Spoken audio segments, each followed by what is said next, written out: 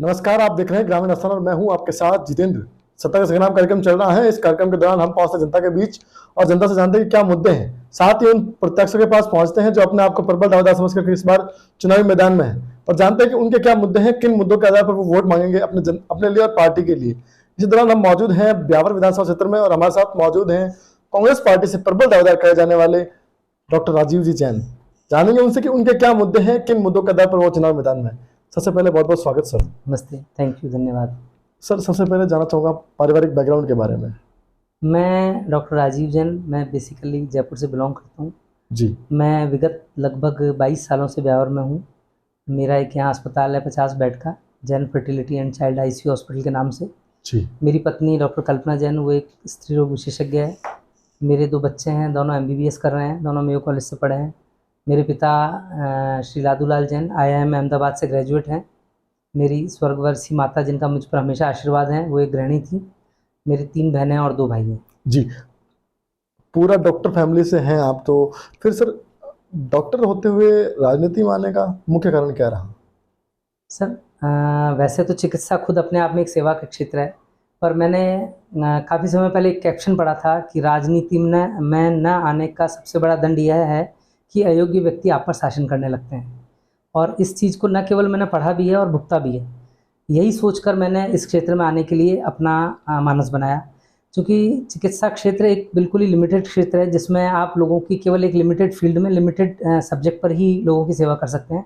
राजनीति अपने आप में एक विस्तृत क्षेत्र है, जिसमें आप लोगों की बहुत तरह से, बहुत रूपों में मदद भी कर सकते हैं, सेवा भी कर सकते हैं, समाज सुधार का कार्य भी कर सकते हैं और राष्ट्र और देश के लिए भी कुछ कर सकते हैं। जी, राजीव जी, जानना चाहूँगा वर्तमान में गहलोत सरकार राजस्थान में कार्यरत है, इनके कामकाज को आप कैसे देखते हैं? गहलोत सरकार का पिछले 5 साल का कार्यकाल अविस्मरणीय रहा। पिछले, जहाँ तक मेरा जो जीवन है, छात्र जीवन से आज तक इतनी सरकारें आई और गई, मैंने इतना शानदार कार्यकाल आज तक किसी सरकार का नहीं देखा। इवन राज्य का भी नहीं, और देशों में और राज्यों का भी सरकारों का कार्यकाल इतना अच्छा नहीं रहा। इवन समाज के हर तबके को और हर वर्ग को, हर फील्ड को इन्होंने टच किया है। ओल्ड पेंशन स्कीम लागू की है और चिरंजीवी स्वास्थ्य बीमा योजना। आज जो आदमी, जो अपनी आधे लोग राजस्थान के सिर्फ अपनी बीमारी और बीमारी के भय से वो जीते हैं। 25 लाख रुपए का जो चिरंजीवी स्वास्थ्य बीमा है, ये अपने आप में अविस्मरणीय है। सामान्य आदमी तो अपना नियमन मेडिक्लेम भी नहीं कराता है, जो लोगों को 25 लाख रुपए का बीमा सरकार ने दे दिया है। लोगों को फ्री पैकेट योजना, जो अन्नपूर्णा योजना चल रही है, वो है। और जो गरीब रसोई योजना है, वो इतना अच्छा काम करती है। आदमी बेफिक्र होकर घर से निकलता है काम के लिए गाँव में, और शहर में आके काम भी करता है और उसको एक गुणवत्तापूर्ण पौष्टिक भोजन मिल जाता है।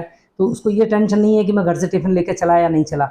और इसके अलावा जो है लोगों को जो फ्री बिजली मिली है, इससे एक आम आदमी को जो बिजली का हमेशा एक तनाव रहता था कि भाई आदमी काम चले ना चले पर ये बिल चुकाना है, ये 100 यूनिट बिजली जो एक बिल्कुल ही लोअर और गरीब तबके का आदमी जो एक कमरे में रह रहा है, उसके लिए वरदान साबित हुआ है कि उसको कम से कम इन चीज़ों की तनाव नहीं है। किसान को अपने खेत की जो निराई गुड़ाई के साथ साथ जो पानी देने के लिए बिजली चाहिए, उसको 2000 यूनिट बिजली मिली है। ये भी अपने आप में बहुत बड़ी उपलब्धि है किसानों के लिए। इसके अलावा सिलेंडर है, जो आज महिलाओं के लिए गैस का सिलेंडर एक बड़ी चुनौती बन गया था खरीदना, वो 500 रुपये में सिलेंडर मिलना भी एक बड़ी उपलब्धि है। नहीं तो महिलाओं का रसोई का घर का बजट बिगड़ा हुआ था इस सिलेंडर की वजह से। इसी वजह से कई लोग सिलेंडर को छोड़ के और लकड़ी और कोयला जलाते थे, जो प्रदूषण भी बढ़ाता था और स्वास्थ्य को भी नुकसान पहुंचाता था और घरेलू बजट को भी गड़बड़ाता था। ऐसी बहुत सारी योजनाएं जो ग्रामीण योजनाएं हैं, नरेगा वाली, उसी तरह की शहरी योजना है, जो शहरी लोगों को नरेगा की तरह जो काम मिल रहा है, वो भी उनको एक रोज़गार की गारंटी मिल रही है, जिससे उनको भी एक तरह का वो गारंटी है कि भाई मुझे इतने दिन का रोजगार तो मिलेगा ही मिलेगा। जी, राजीव जी, आपने इतनी योजनाएं गिनाई हैं, अब वो तो राज्य की बात होगी, यहाँ के स्थानीय बात करो से 15 साल से एक सीट पर काबिज हैं, ब्यावर सीट पर शंकर सिंह जी रावत। उनके कामकाज को राजीव जी कैसे देखते हैं? उनके काम को जनता देख रही है, उनके काम का विश्लेषण जनता करेगी। उन्होंने क्या पिछले 15 सालों में ब्यावर का विकास किया है, ब्यावर को क्या क्या दिया है, वो सब जनता भी देख रही है और जनता भी करेगी। तो उनका जो भी मार्कशीट में नंबर देना है वो जनता देगी। जी, राजीव जी, जानना चाहूंगा कि अगर कांग्रेस पार्टी आपको मौका देती है तो कौन कौन से ब्यावर के बड़े मुद्दे रहेंगे जिन मुद्दों को लेकर आप जनता के बीच पहुंचेंगे? सबसे पहला मुद्दा तो भ्रष्टाचार का। आज आम आदमी इतना सरकारी विभागों से त्रस्त है कि उसको किसी भी ऑफिस में जाने से डर लगता है। तो पहला तो मुद्दा ये है कि मैं इस क्षेत्र में आने के बाद इस टॉपिक को सबसे पहले टच करूँगा कि ताकि एक आम आदमी बेखौफ होकर किसी भी सरकारी दफ्तर में जाए और अपना काम आराम से कराए।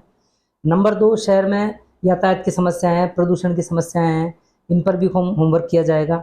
शहर में किसी भी तरह के बाग बगीचे नहीं है, सब बिल्कुल कचरा डिपो बने हुए हैं। जितने भी इस तरह की जगह बनी हुई है शहर में, आम आदमी खुले में विचरण ही नहीं कर सकता, ना उसको घूमने की जगह है, ना बच्चों के खेलने की जगह है। इन पर फोकस करेंगे। इवन पर्यटन के क्षेत्र में बहुत विकास की संभावना है। टाटगढ़ एरिया में हमें वहाँ पर एडवेंचर टूरिज़्म है, पर्यटन है, बहुत सारे लोगों को रोज़गार मिलेगा इससे। इस पर फोकस किया जा सकता है। शहर को एक महानगरों की तर्ज पर अलग लुक दिया जा सकता है। सड़कों को चौड़ा किया जा सकता है, अतिक्रमण को नियम मतलब सिस्टमेटाइज किया जा सकता है, जिससे शहर अभी ब्यावर एक कस्बा लग रहा है। अभी ज़िला बेशक बन गया, मगर इसमें न ज़िले जैसा टच है, न ज़िले जैसी फील है। हम कई बार बड़े शहरों में जाते हैं, वापस अपने शहर में आते हैं तो हमें खुद लगता है कि हम किस गांव में रह रहे हैं। तो ये सब चीज़ें अभी बहुत सारे मुद्दे हैं जिनको देखना चाहिए, देखना पड़ेगा। जी राजीव जी, बस स्टैंड का विकास है और भी सार्वजनिक स्थानों का विकास है, इन सब चीज़ों को देखना। राजीव जी, आप स्वयं डॉक्टर हैं, स्वास्थ्य विभाग से जुड़े हुए हैं। क्या ब्यावर में जो हॉस्पिटल्स की सुविधाएं हैं वो प्रॉपर हैं? बिल्कुल प्रॉपर नहीं है। सरकारी अस्पताल जो है वो काफ़ी ओवरबर्डन्ड है। अस्पताल में स्टाफ की कमी है, डॉक्टर्स की कमी है, इंफ्रास्ट्रक्चर की कमी है, बिल्डिंग भी उसकी अप टू डेट मार्क नहीं है। तो इन सब का हमेशा डॉक्टर के काम पर हमेशा फ़र्क पड़ता है। वो अपना संपूर्ण जो काम करने की क्षमता है उस पर वो काम नहीं कर पाता। फिजूल के कामों में इन्वॉल्व रहते हैं, उनको दूसरे कामों में लगाया हुआ जाता है, तो वो उसको अपने काम को भी ढंग से नहीं देख पाते। आज फला मीटिंग में जाना, आज फला मीटिंग में जाना। तो इन सब चीज़ों से बच के वो अपने काम को ज़्यादा फोकस करे तो वो ज़्यादा बेटर क्वालिटी का काम दे सकता है। तो अभी स्टाफ की कमी होने पर ये सब चीज़ें इस तरह की होती हैं। तो हम चाहेंगे कि यहाँ पे अगर हमें सरकार का मौका मिलता है तो हम यहाँ पर स्टाफ पूरा हो। इवन ब्यावर शहर के नहीं, ब्यावर के आसपास के जितने भी स्वास्थ्य केंद्र हैं, चाहे वो प्राथमिक स्वास्थ्य केंद्र हैं, चाहे सामुदायिक स्वास्थ्य केंद्र हैं, या इवन जो आंगनवाड़ी केंद्र हैं और जो भी जो इस तरह के केंद्र हैं, इन सब पर प्रॉपर स्टाफ हो और उसकी प्रॉपर वर्किंग हो, प्रॉपर मॉनिटरिंग हो, उनको प्रॉपर संसाधन उपलब्ध हो। जी डॉक्टर साहब, जानना चाहूँगा कि ऐसी क्या विशेषता है डॉक्टर राजीव जैन के अंदर कि कांग्रेस पार्टी उन्हीं के ऊपर दाव खेले और उन्हीं को इस ब्यावर विधानसभा सीट से मैदान में उतारे? मैं ऐसी कोई खासियत तो अपने आप में नहीं है जो मैं आपको बताऊं, क्योंकि सभी आदमी अपने आप में खास होते हैं, इसलिए मैं कोई एक्स्ट्रा ऑर्डिनरी खास नहीं हूं। पर मैं सिर्फ ये मानता हूं कि ब्यावर में कांग्रेस की सीट निकालने के लिए वही आदमी कांग्रेस की सीट निकाल सकता है जो कांग्रेस के परंपरागत वोटों के अलावा बीजेपी के वोटों को तोड़ सके। दूसरी भाषा में, बीजेपी से समर्थित व्यक्ति जो भी बीजेपी को समर्थन देते हैं उन वोटर्स को अपनी ओर रिझा सके। मैं ब्यावर में पिछले 22 सालों से हूँ और मेरे पास मेरे अस्पताल में लगभग 25,000 बच्चे पैदा होकर जा चुके हैं। ये वो परिवार हैं जो मुझे निजी तौर पर जानते हैं और मेरा उनसे पारिवारिक जुड़ाव है। लगभग 50,000 परिवार ऐसे हैं जिनका मेरे पास रेगुलर फुटफॉल है मेरे अस्पताल में, जो ये इनके प्रकरण मेरे पास आते हैं। उनके फैमिली फंक्शंस में, उनके पारिवारिक समारोह में मैं उनके रूटीनली जाता रहता हूँ। ये वो परिवार हैं जो, उनमें से आधे बीजेपी से भी जुड़े हैं, कुछ मगरा क्षेत्र के भी हैं, कुछ भालिया क्षेत्र के भी हैं, कुछ ब्यावर ग्रामीण आंचल क्षेत्र के भी हैं। ये सब मुझे निजी तौर पर मेरे बिल्कुल पारिवारिक सदस्य की तरह है और मुझे उम्मीद है कि मेरे को जब टिकट मिलेगा तो ये सब लोग जो भले किसी भी पार्टी को समर्थित कर रहे हों, मगर वो मुझे निश्चित तौर पर मेरी 20 साल की सेवाओं को और मेरे व्यवहार को देखते हुए मुझे समर्थन देंगे और यही मेरी जीत का आधार होगा। जी राजीव जी, अंत में आप ग्रामीण स्थान के माध्यम से जनता से क्या अपील करना चाहेंगे, ब्यावर की जनता से क्या कहना चाहेंगे? मेरा एकमात्र जो आह्वान और जनता से विनती है कि अच्छा चुने और सच्चा चुने। बाकी ये सब लोग मुझे पिछले 20 साल से जानते हैं, मेरे नेचर को जानते हैं, मेरी कार्यशैली को जानते हैं, मेरे कार्य करने की जो क्षमता है उसको जानते हैं। तो मैं तो सबसे ये कहूँगा कि अच्छा चुने, सच्चा चुने और उन्हें लगता है कि मैं कुछ कर सकता हूँ तो मुझे चुने। जी, ये थे हमारे साथ राजीव जी जैन, जिन्होंने वादे तो काफ़ी बड़े किए हैं। अब देखना है कि जनता कितना जनादेश देती है। उससे पहले देखने वाली बात होगी सत्ता का ऊंट किस करवट बैठता है, क्या पार्टी इनको मौका देती है या किसी और फ्रंट की ओर जाने की सोचेंगे। अभी के लिए इतना ही। देखते रहे ग्रामीण स्थान, सत्ता का संग्राम, कैमरामैन जितेंद्र सिंह के साथ।